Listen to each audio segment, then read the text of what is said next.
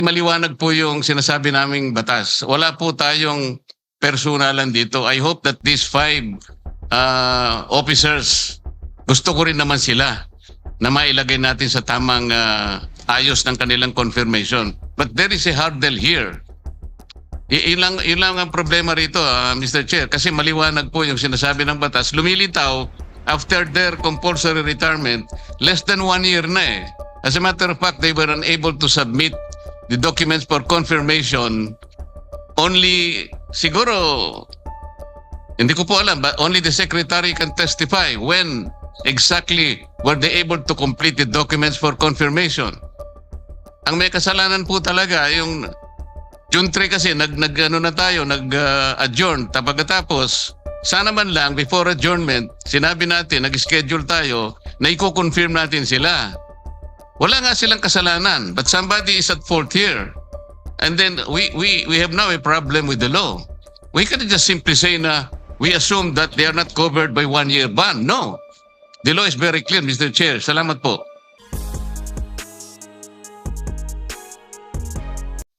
Good morning, Lieutenant General Peralta.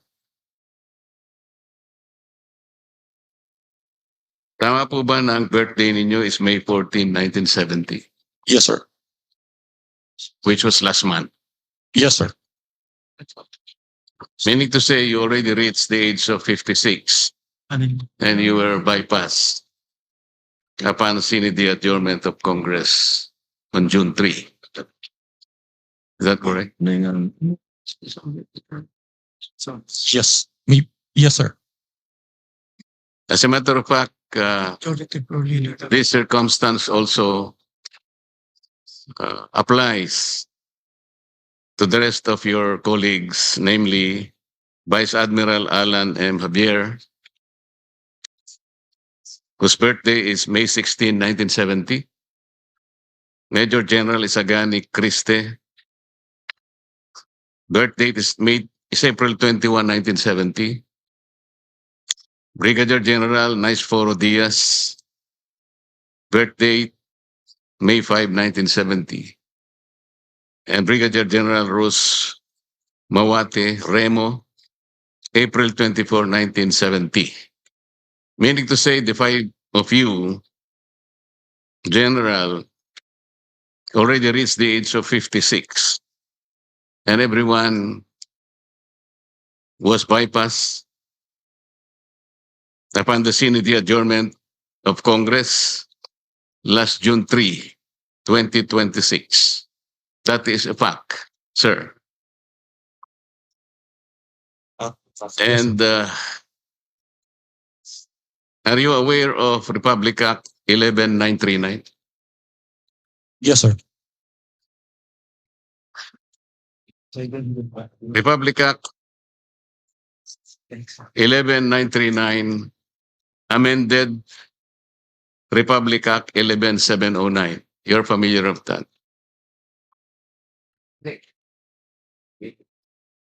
Do you know why I am citing this particular law, General? Yes, sir. Why? We are less than 1 year, sir. Yes. You are correct. Section 2 of Republic Act 11709, which is now Section 1 of 11939, last paragraph, says that to be eligible for appointment or promotion to the grade of Brigadier General or Commodore O-07 or higher, except for positions under Sections 2A and 2B, the officer must have at least 1 year remaining of active service before compulsory retirement. And would you say that you lack at least 1 year remaining of active service before your compulsory retirement? Yes, sir. We were ordered to come here, sir, and we are directed to appear before the commission appointments. And so therefore, it only means that the 5 of you may no longer be eligible for reappointment in view of the prohibition under Section 1 of Republic Act 11939. Am I correct, sir? Yes, sir. Thank you. Thank you, Mr. Chair.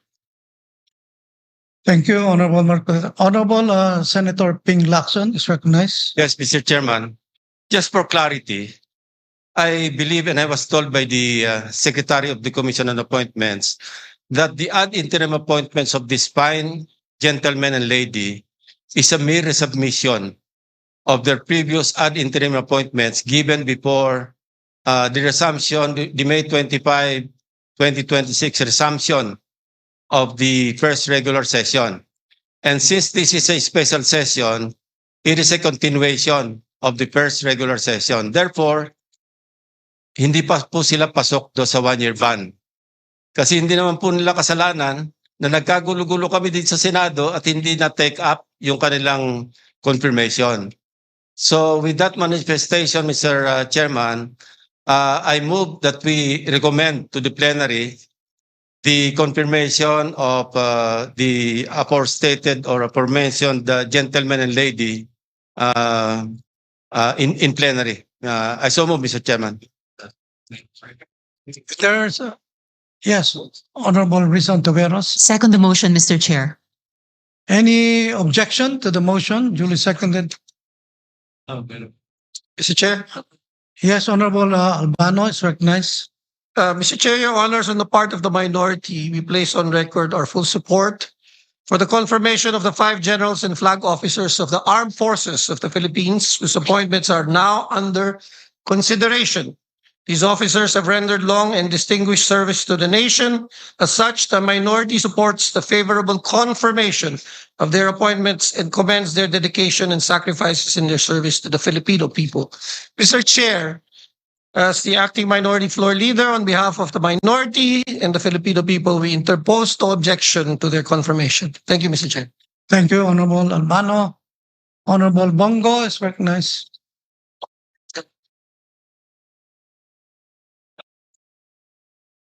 Mr. Chair, esteemed colleagues, allow me to express my full support for this commission. As this commission gives its consent to the well-deserved appointments of the senior officers of the Armed Forces of the Philippines. These officers have demonstrated professionalism. Opo, sir. Ano lang, support lang po. Manifestation lang po. These officers have demonstrated professionalism, dedication, and unwavering commitment to their duties in safeguarding our nation's sovereignty, protecting our people, and upholding the Constitution. Wala na po akong katanungan sa kanila. And in fact, itong dalawa, no, si Vice Admiral Alan Madrid Javier, Lieutenant General Edmundo Peralta, are mga tanglaw diwa, class of 92. Their years of service, leadership, and sacrifice reflect the highest ideals of military service and have earned them the trust and confidence of their fellow servicemen. At naintindihan ko rin po na yung 1 year bar rule, no, na dapat nilang mahabol dahil bawat star na alam po ni Senator Ping Lacson yan noon pa, parati nating pinaglalaban dahil napakahalaga po sa kanila yung 1 star na madagdag sa kanila. Yan po dala-dala na nila hanggang sa kanilang pagtanda. At maraming salamat rin po Senator Ping sa mga suporta mo noon sa sundalo. Mr. Chair, dahil sa kanilang kabayanihan at pagbibigay serbisyo sa ating bansa, gusto ko lang pong bigyang pagkilala at pagpupugay sina Vice Admiral Alan Madrid Javier, Lieutenant General Edmundo Peralta, Philippine Army, Major General Isagani Ocampo Criste, na naging PSG rin po nung panahon ni dating Pangulong Rodrigo Duterte, Brigadier General Nice Foro, no? Medrana Diaz Jr., Philippine Army, and Brigadier General Rose Mawate Remo, women in uniform. Ma'am, sa panahon ng banta sa seguridad, sakuna at iba't pang hamon sa kapayapaan at kaayusan, sila ay naninindigan at naglingkod ng buong katapatan sa iba't ibang tungkulin at responsibilidad na kanilang ginagampanan. Napatunayan ng mga opisyal nito ang kanilang kakayahang mamuno at maglingkod. Panahon ng pandemya, panahon ng giyera sa Marawi, bagyo, lindol, baha, patuloy kayo nagtatrabaho para sa ating mga kababayan. At maalala ko po, nung panahon ni dating Pangulong Rodrigo Duterte, pinaglaban natin na madoble po ang sahod ng entry position ng military at lahat po ng uniform personnel. Dahil po yan sa inyong sakripisyo para sa bayan at hindi po natin mararating itong kinaroroonan natin kung hindi po dahil sa inyo.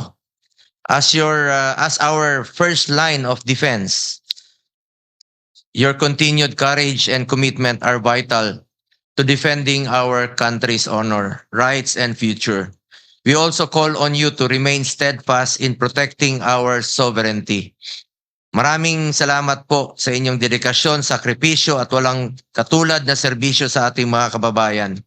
Wala po akong katanungan kung hindi nagbibigay lang po ako ng full support dito sa ating hearing sa Commission on Appointments. Dati naman po akong membro dito since 2019.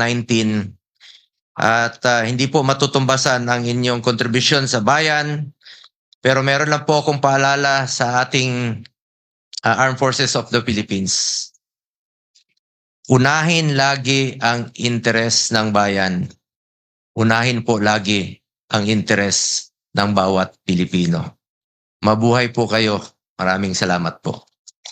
Thank you, Mr. Chair. Senator Bongo. Yes, Honorable Marcoleta. Mr. Chair, I did not get proper explanation on the concern that I raised before this committee. I don't think we are in a position to violate an existing law.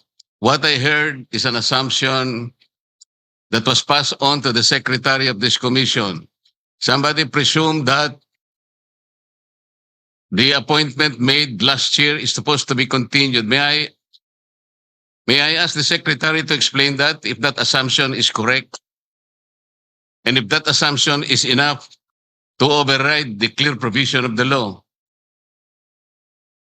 Honorable Lacson. Again, I'd like to clarify, hindi po last year.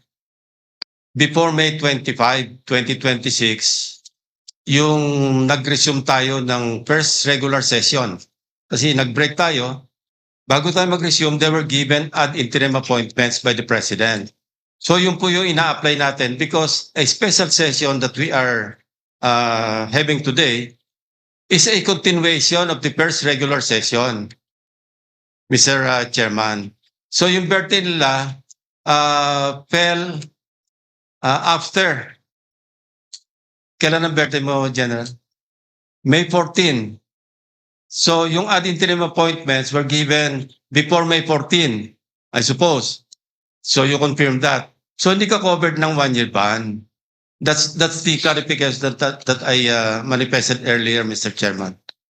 How about the others? Covered sila ng hindi sila covered ng 1-year ban when they were given their ad interim appointments Before May 25, di ba? Kasi kung after May 25, resumption, nomination, at saka hindi na kayo mag-apply. But since you were given your ad interim appointments, since Congress was in recess at that time, having resumed on May 25, hindi po kayo makakover ng 1-year ban. That's my point. So I hope I satisfy the query posited by the Honorable Marcoleta. Thank you, Mr. Chairman. Well, Mr. Chair, that is an assumption. Somebody should explain from this committee if that assumption is correct. Because the law is the law. They have just reached their age of 56. And they were bypassed. That is a fact. We cannot change that fact, Mr. Chair.